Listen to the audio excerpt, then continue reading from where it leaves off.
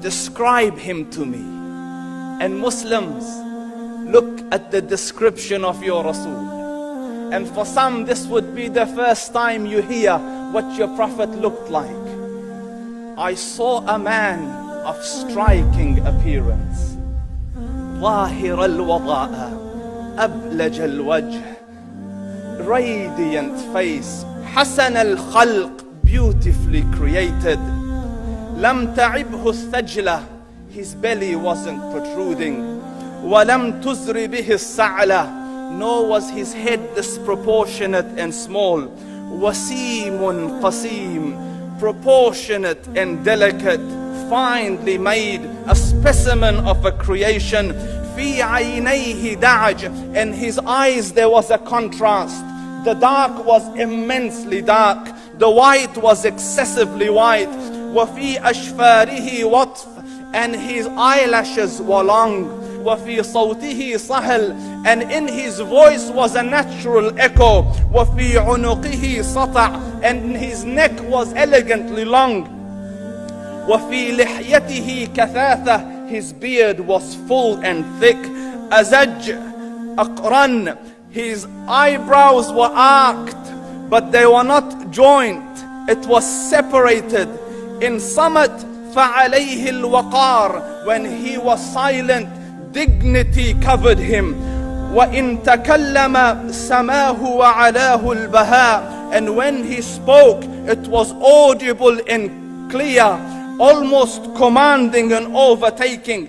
أجمل الناس وأبهاهم من بعيد, from afar the most striking and outstanding in appearance. وأحسنهم وأجملهم من قريب, and when he came near, the best of them and the most handsome of them in closeness.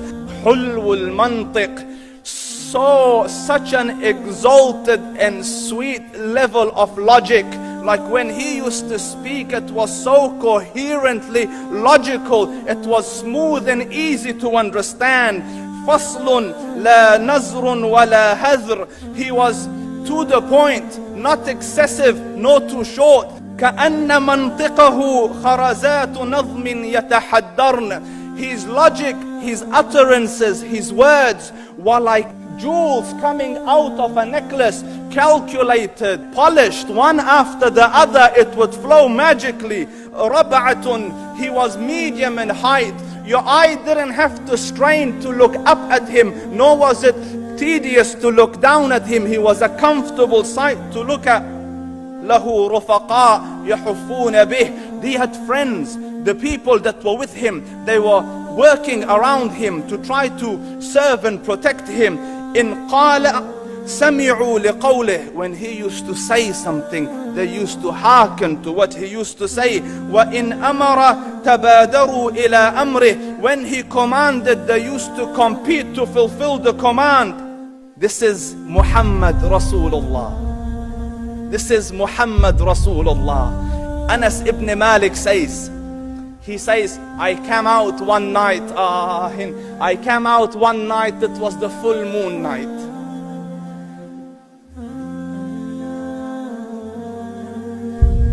And I looked at the moon, and in the desert, understand, the moon is an awesome sight.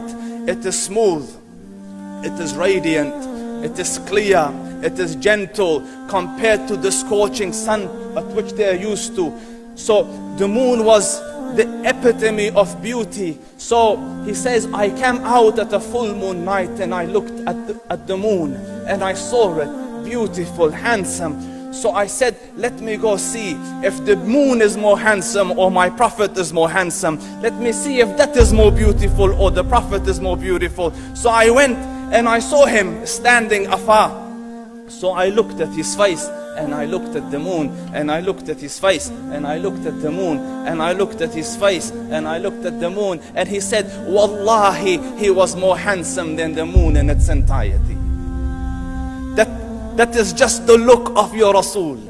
Aisha radiyallahu anha says, I was sewing with the needle, my needle dropped in the dark, I couldn't find it. I said, Ya Rasul, I can't find it. He moved his face close, and I swear, out of the radiance of his face, I found my needle. And the Prophet sallallahu alaihi wasallam was mind-bogglingly handsome, but his handsomeness was covered with waqar and jalal and hayba. The Sahaba say, when we used to sit at his feet, two feelings conflicting would come on the heart. The first one, you wanted to look at him. You wanted to behold the majesty of his face. And when you wanted to look up, shyness used to overtake you, so you used to look down. Amr ibn al-As says, I sat with him many times, but if you ask me to describe his face, I can't describe it.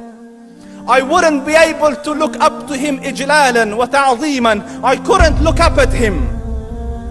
And that is why he didn't have the problems that Yusuf alayhi salam had.